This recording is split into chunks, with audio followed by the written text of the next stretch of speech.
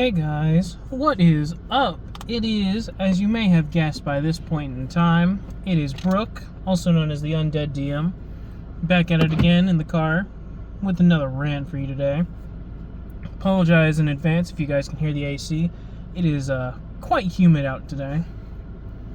And I just got back in the car from going into the store to get a few things, but, you know, let's just get started with this little talk that I like to have. So, I was watching a video.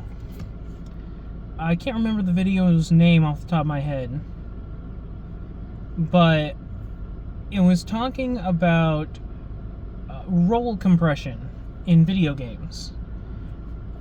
Basically, role compression in video games, as the person described it, was when you have certain roles that need to be filled in the game, and you make a different option that sort of compresses two of those roles into one, thus making the act of it existing, the act of creating the combination of these two roles, weaker at both, but having the versatility of not needing an individual person to do one or the other.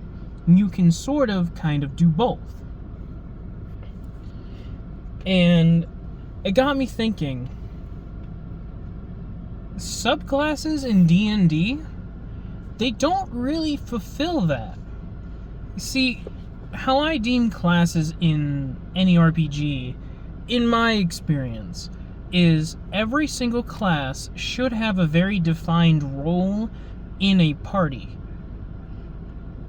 So, for instance, a barbarian, one of my favorite classes, at least thematically, they should be the big guy in the front, taking the hits, dealing loads of damage, and being the biggest threat, at least in terms of a creature's perspective of who they need to take out first. Typically, they think, I need to take out the spellcasters first. I need to take out the person wielding ranged weapons first. But barbarians should be the person they should be worried about the most, because they are fast, they are strong, they deal loads of damage, and they can absolutely wreck their shit in 5 seconds flat if they so wanted to. And the rangers, a sort of jack-of-all-trades martial class, at least in my eyes, where they're sort of good at damage dealing, but they also have some kind of support and utility abilities. They have tracking, good with certain skills, exceedingly so in some cases. Rogues are kind of like the skill monkey damage dealers, where in combat they're very good at dealing loads of damage in a single hit, sort of like a nuker. But then as soon as they enter like a non-combat situation, they're really good with the stealth and the sleight of hand skills. But role compression they tried to make a sort of role compression in 5th edition by offering subclasses. And how I think they did that is, let's just take, for example, the way, not the way of Shadow Monk, that's not what I was thinking. The College of Whispers Bard. The College of Whispers Bard is kind of trying to do a rogue thing by dealing more damage and having some kind of like role play espionage type role that the rogue is meant to fill. But it sort of fails because it's not as good, which is kind of the crux of my, in terms of the crux of my rant right now, is that I don't think role compression in D&D, I wouldn't say it shouldn't be a thing, because I think it's going to be a thing no matter what system that you're building it off of. There are going to be primary roles, and there are going to be secondary roles that your class can fill. But I don't think role compression in the sense of here is a class that does one thing, and then here are a set of options that allow you to be worse at this other thing than another class, but still exist in a way. It's hard to explain. I might make a follow-up to this a little bit later, but role compression in 5th edition, or pretty much any edition of Dungeons & Dragons or any tabletop role-playing game, I don't think needs to be as fleshed out as it is. Like in 4th edition, they didn't really have problems with role compression because every class had a certain role that they fulfilled pretty much to a T. The fighter was a defender, the barbarian was a striker, the wizard was a controller, and the bard was a leader. That is their role. But they didn't really have a lot of overlap in terms of what roles they could fit into. Another great example would be the barbarian. Again, one of my favorite classes in terms of theme, and just in general mechanically how they worked in other editions and in other games. The barbarian in 4th edition is primarily a striker. They are primarily made to do loads of damage, but they do have some defender abilities. They do have some abilities that mark enemies, that give them penalties for not attacking them. They do exist, but they are very few and far between. So you can effectively make a defender barbarian, but you would have just been better playing a fighter or a warden if you wanted. Not a warden. I'm trying to think of another defender off the top of my head. I'm lost. But the defender, you would have been better just playing a pure defender and having some kind of striking powers that deal damage rather than the other way around. So I think role compression in Dungeons & Dragons should be limited to you get maybe 1 or 2 things that another class can possibly do, but you are basically a supplementary version of them. You are not meant to be equivalent to them or slightly less than them in any way.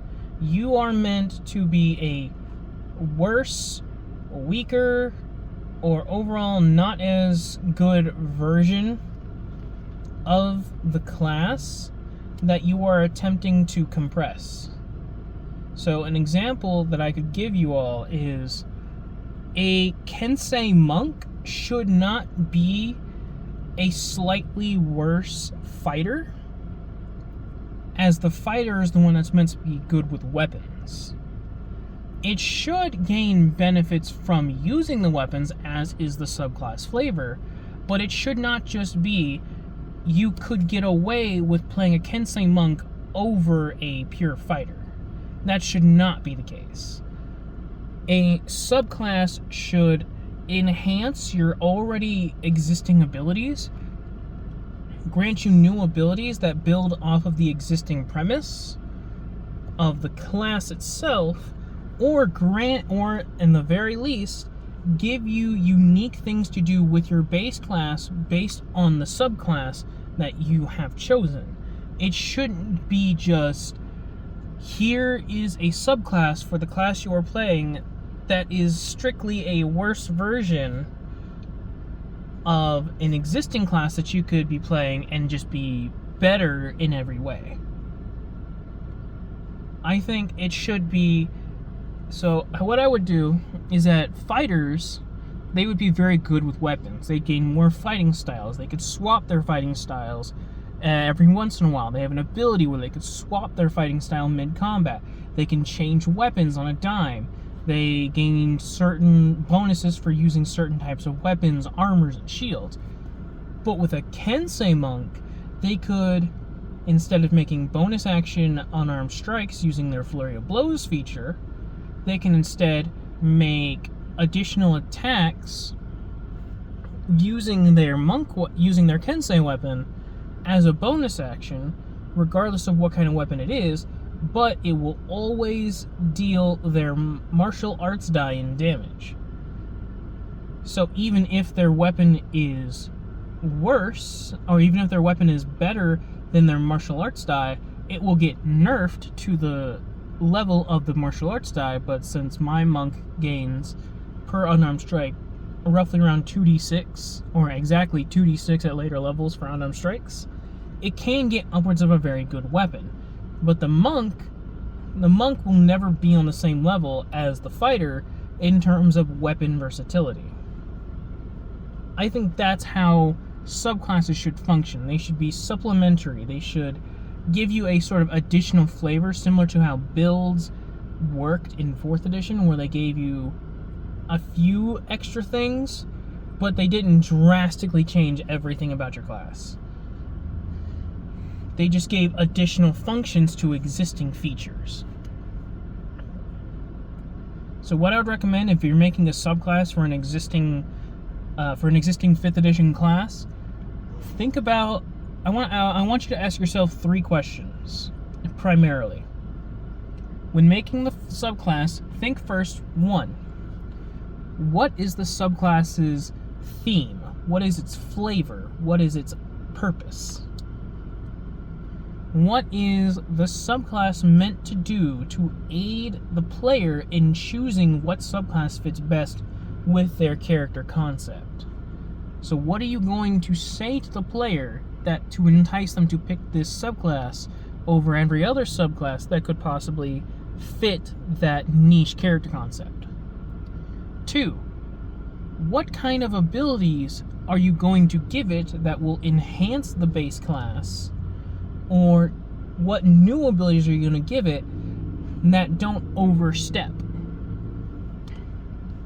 So what would you give this new subclass that either enhances the monk's already existing features to fit the theme of the subclass, or what new abilities would you give the new subclass that fit within the monk's already established not criteria, but the established monk abilities, and doesn't go so far as to just say, well, this monk, it does a lot of damage, so I'll just give them sneak attack from rogue.